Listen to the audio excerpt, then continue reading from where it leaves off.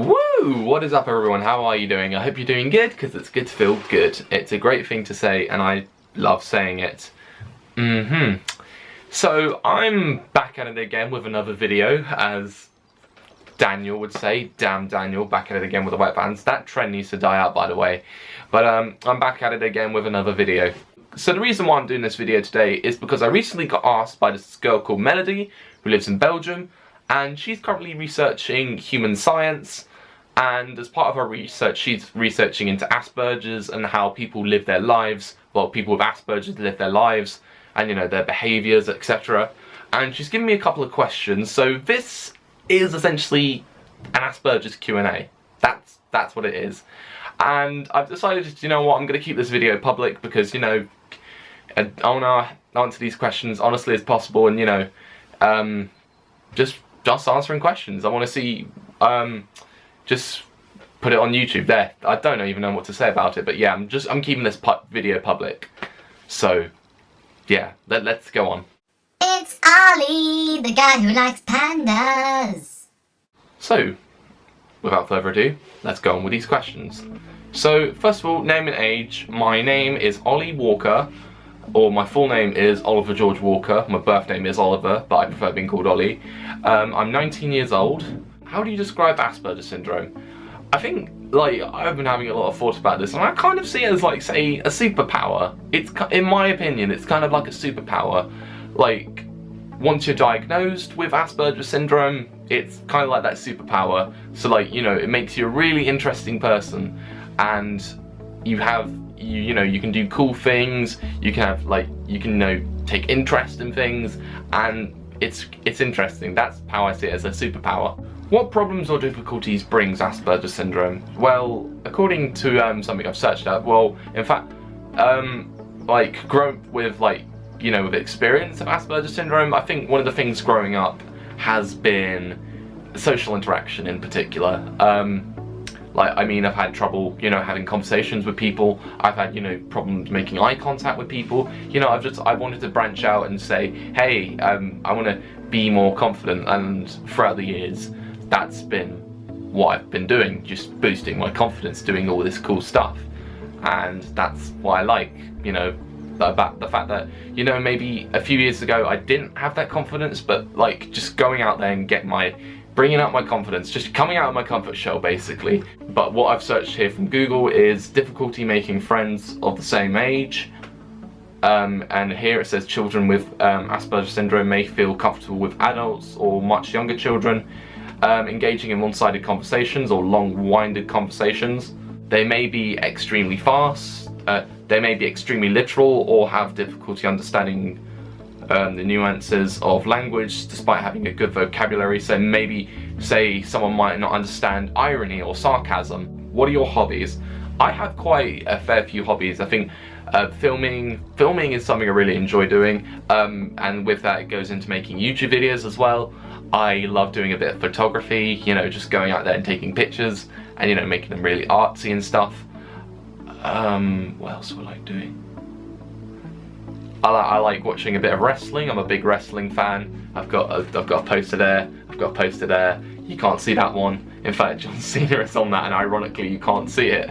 I like doing a fair bit of traveling. Like, for example, last year, I went out to Orlando, Florida, which was my first time going out to another country without, say, parents or guardians, just no one, just me completely by myself.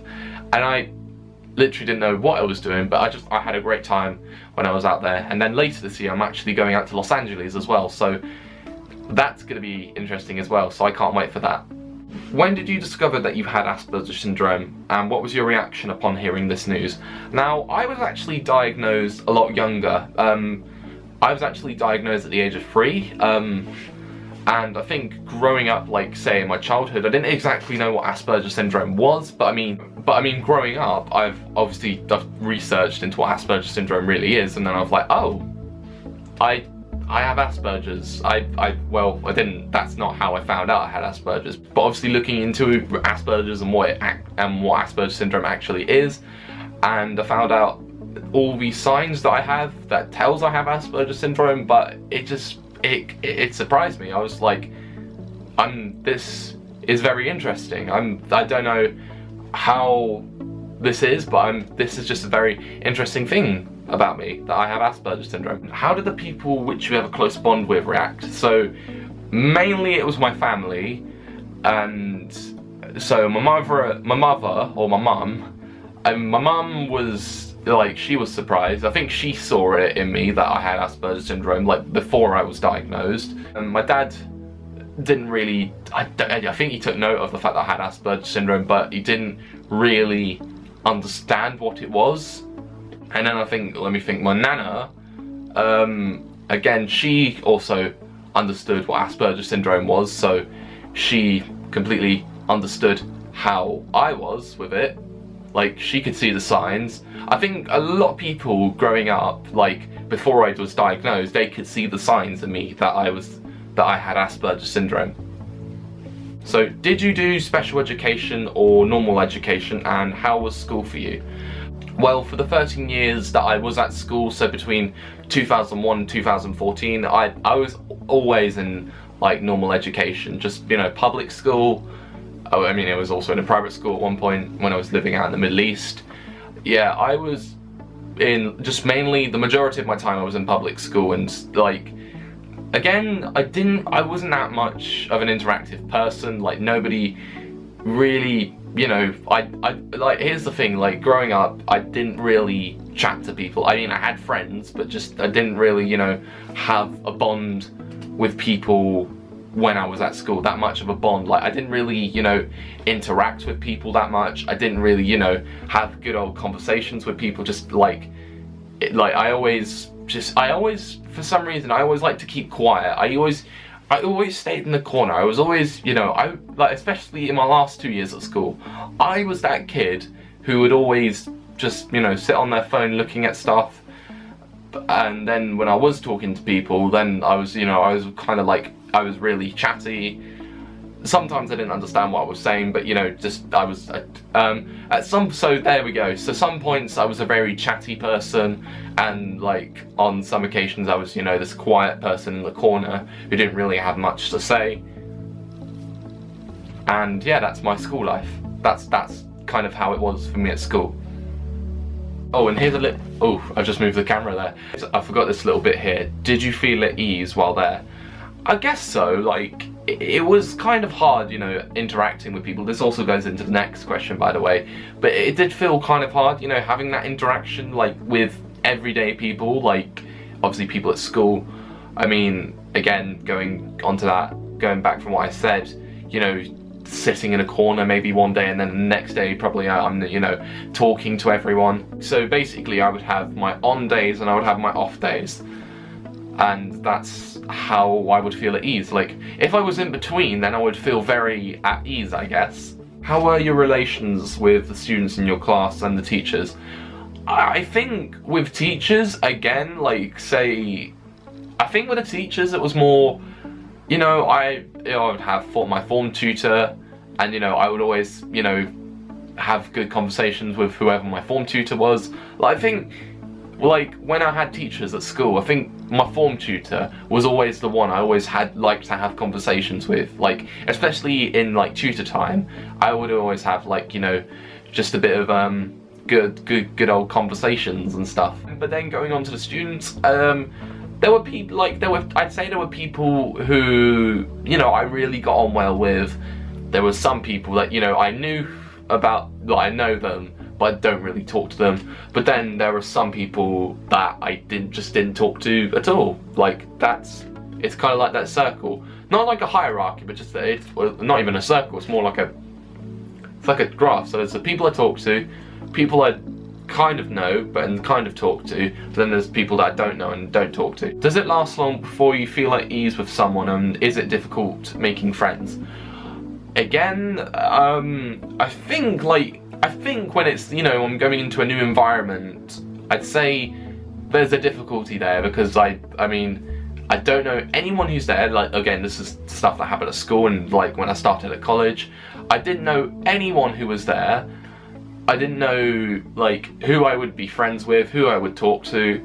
Like, I guess, like, say if it was my first day there, like, you know, I would get introduced, I would start having conversations with people, and that's how I formed friendships. And then going on to making friends, I think it depends really. Like, I say, if it's like, you know, new people that you're meeting for the first time, and you know, there's one guy or somebody that sticks out, like, I would easily become friends with them. Like, I would have very interesting conversations with like people, and yeah, it would just, you know, I would easily make friends with them.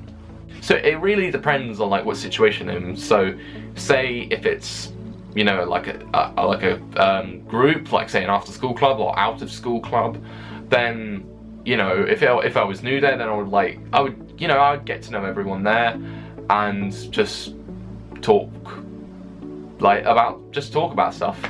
And I think like with school, it was generally a lot easier to make friends, like simply because, you know, it was informed time when I would really just, you know, open up and talk about stuff, and that was how I made friends easily. Did you ever get bullied or looked down upon because of your syndrome? So I actually never told anyone at school that I had Asperger Syndrome. Well, I mean, there were the signs that I had Asperger Syndromes that would, you know, get people thinking, like, does he have Asperger Syndrome, does he not? But yeah, there were the signs, but I didn't officially confirm it until I left school. I think the only people at school who knew that I had Asperger Syndrome were, like, say, the special assistants, or like the teaching assistants, or, you know, the one who worked with special needs people. Like, those people knew, but relatively speaking, nobody else actually knew, like, that I had Asperger Syndrome. I only confirmed it until a lot later. But going on to the question of was I ever bullied, I was, on some occasions, just because, say, I wasn't talking to someone. If someone got up in my grill, I would just back out of it, and I wouldn't talk to them, but they would be like, why are you being rude? Why are you not talking to me? And I would just try to get out of it. I didn't want to be part of, you know, this bully's conversation. I just wanted to get away. I didn't want to be, you know, part of his conversation. I would just, you know, he would start having a go at me, and I would just be like, just leave me alone. And going through like the past 2 years of schools, like in particular my final few years at schools, there'll be times where so someone is like getting up in my grill, and I would end up like, because here's the thing, I think this is a trait, I don't know if this is true or not, but like this is kind of like a trait that I've discovered in myself. If someone is really getting on my nerves and like it's really, you know, aggravating me, I would flip out.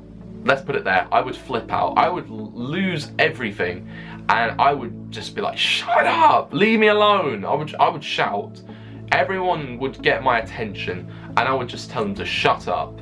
Like, and there was one occasion where I was asked to leave the classroom, but this is something that happened. So I remember there was one time someone was just, you know, I know he was directing at me because he was asked to get out of the classroom as well, but I know he was directing at me because he kept calling me a certain name, which I won't say in this video, but just kept saying it. We were watching something, we were watching a presentation, he kept saying it, and I flipped out. I got asked to leave the classroom, he got asked to leave the classroom, and that's where I'll leave it. Like, just, that's how it happened. So again, if someone really annoyed me, then I would flip out. Does your behaviour change depending on the different environment? For example, how do you behave with your parents compared to with your friends or strangers? I think it depends. I guess it does change in a way. Say for example, when I'm with my parents, you know, I talk a lot about, you know, life, what I'm up to, you know, what I'm up to with friends, and you know, I always have that good conversation.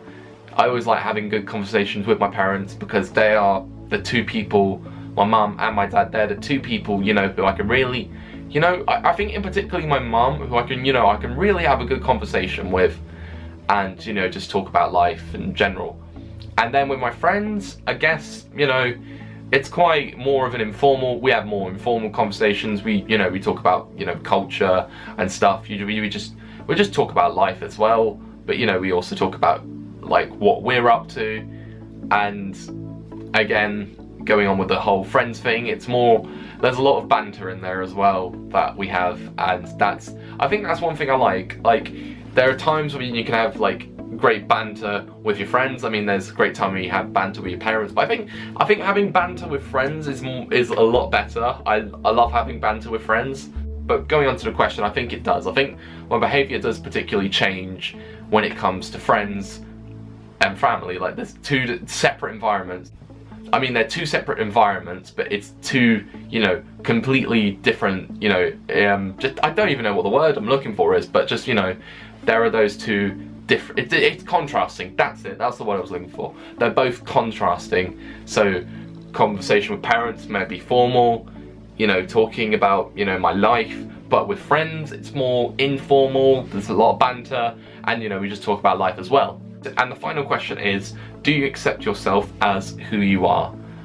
Yeah, I do. I mean, here's an interesting thing. I made a video last year called Life Without Labels. So here's the thing, I have Asperger Syndrome, I know that for a fact. I was diagnosed nearly 16 years ago, and even though I may have this label of Asperger Syndrome, it doesn't change me, like, for better or for worse. Like, but I mean, there are the signs that I have Asperger Syndrome, but even though I may have this label of Asperger Syndrome, it doesn't make me less capable of doing cool things. So, like, say for example, traveling the world. I mean, I've been to America before. No one can take that away from me. I don't think a lot of people would have the confidence to go out to America by themselves, especially at a young age. I mean, I was 18 when I went out there, and like literally just turned 18, and I was like, I was nervous, but I did it, and I had the best of times. Also, I think now, like, considering since September I've had a part-time job, maybe not a lot of people have the privilege of having a part-time job, but again, that's something that I have the privilege to have, and, you know, I love it there. I love where I work. The people I work with are cool, and, you know, I've made a lot of great friends from working there as well. But yeah, I do accept myself as who I am. Like, even though I may have this label of Asperger Syndrome, it doesn't make me less capable, as I say, it doesn't make me less capable of doing cool things. That's how I leave it. But I do, in general, or in fact, I just do, I accept myself as who I am. Like, you know, this 19-year-old boy who is very spontaneous in his life, he does cool things, he makes YouTube videos, I do a lot of filming, it's there. That's me, Ollie Walker, the very interesting person that you need to find out who his life is about. And yeah, that's who I am. I feel like the last thing I said was a bit too me. It was a bit too all about me. I didn't mean to come off as that, but that's how I felt I come off, so I apologise if that was, you know, how you saw it, but that's how I saw it, so I apologise. But yeah, anyway, thank you very much. I think before I go, I'm going to leave two links. So first of all is my Asperger story, which you can watch here, it's floating above here, or it's in the link in the description. And then also, while I'm at it, there's my Life Without Labels video, which I posted last year, and you can watch that up there. It's floating everywhere. It's like bubbles in the air. But I mean, if you can't access that again, then check the link in the description. Anyway, thank you very much for watching, and thank you, Melodie, for these questions. And I feel like we got a lot of information out there. You know, there's a lot of questions that needed answering. Like, I felt like those questions really needed answering, and I'm happy with those questions. Anyway, thank you very much for watching, and like, comment, subscribe, and share the love. See ya!